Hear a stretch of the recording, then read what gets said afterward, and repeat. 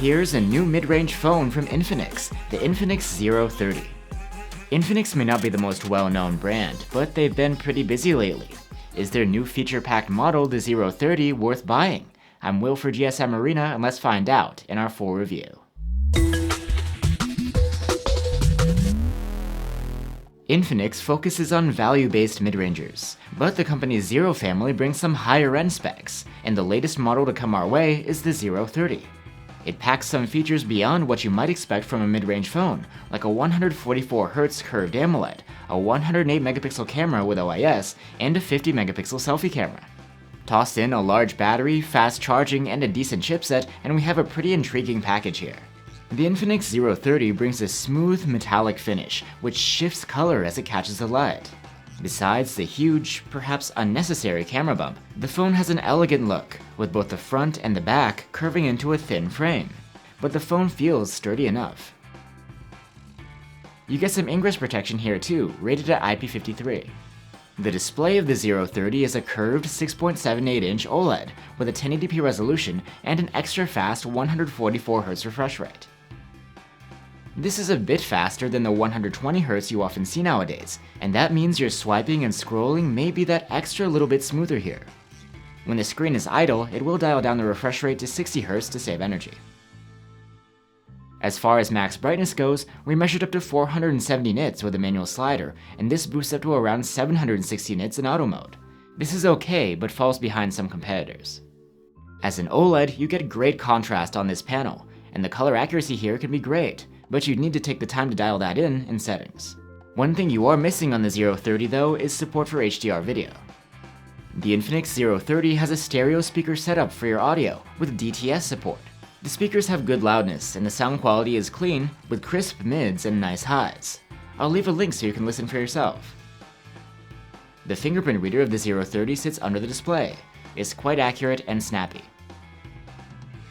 And the phone comes with 256 gigs of storage that isn't expandable through microSD.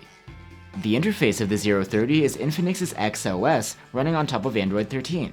It is customized beyond what you see in stock Android, but is still a fairly clean experience. Like in Xiaomi's MIUI, the notification shade and control center are separated in two, and you access them by swiping down from either corner. The app drawer is always enabled, and is organized alphabetically, with a search bar and recent apps UI on top. There's support for big folders to organize and categorize your shortcuts. The Smart Panel sidebar also holds shortcuts and is quite customizable. And speaking of customization, there is a powerful theme engine with an online theme repository. The chipset of the phone is a Dimensity 8020 from MediaTek. It's a 5G capable chipset that's basically a rebranded version of the Dimensity 1100, which came out a couple of years ago. The performance here is solid, especially for the price range. It's about on par with the Snapdragon 778G+. The Zero 30 doesn't top the charts, but it smoothly handles day-to-day tasks, and less demanding games run great. The thermal management does leave more to be desired though. During our prolonged stress test, we observed aggressive thermal throttling. Battery life on the Zero 30 is good, but not great, especially considering its large 5000 mAh battery. In our tests, it earned an endurance rating of 102 hours. The Zero 30 comes with a 68-watt charger in the box, and is pretty quick to charge, able to go from 0 to 72% in half an hour. Now we have the cameras. On the back, the Zero 30 has a 108-megapixel main cam, a 13-megapixel ultrawide, and a depth sensor. And on the front, it boasts a 50-megapixel selfie cam with autofocus, an LED flash, and 4K video capture. Let's start with the main cam. It bins pixels to produce 12-megapixel photos, and these look pretty good. Dynamic range is nice and wide, and colors are mostly true to life. There is a decent amount of detail here, but fine details like foliage and grass look a bit soft when examined closely. While there's no telephoto zoom, the 3x digital zoom from the main cam is decent. The photos look clean, with true-to-life colors and wide dynamic range. There is just some minor softness when pixel peeping. The main camera does quite well in low-light conditions. The photos are clean, with good detail and nice colors. The dynamic range is surprisingly good too, with plenty of detail in darker areas, and pretty well-contained light sources. There is a little bit of noise and some softness on surfaces, but nothing too dramatic.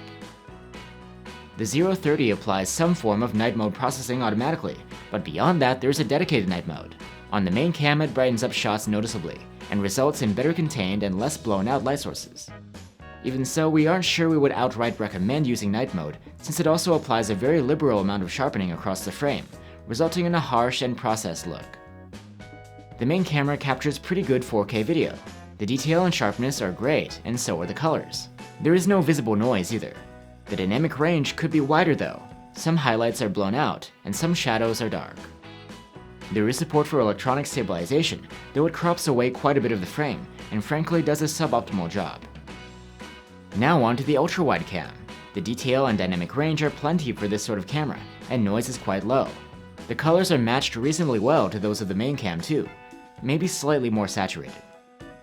The ultrawide camera captures pretty decent low-light photos. The detail in particular is impressive. You do, however, get a haze of sorts on top of most surfaces. That gets cleaned up pretty well by enabling night mode. You get less noise overall and more detail in both shadows and highlights. Light sources are contained much better. There is still a high level of sharpening applied, but even so, we would say that night mode is worth it on the ultrawide.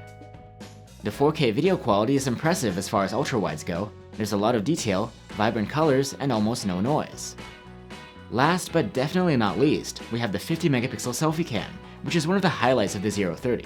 By default, it bins pixels to produce photos that are a little over 12 megapixels.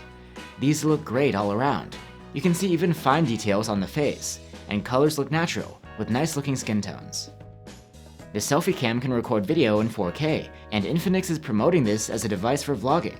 You can even get a dedicated vlogging kit for the phone, sold separately.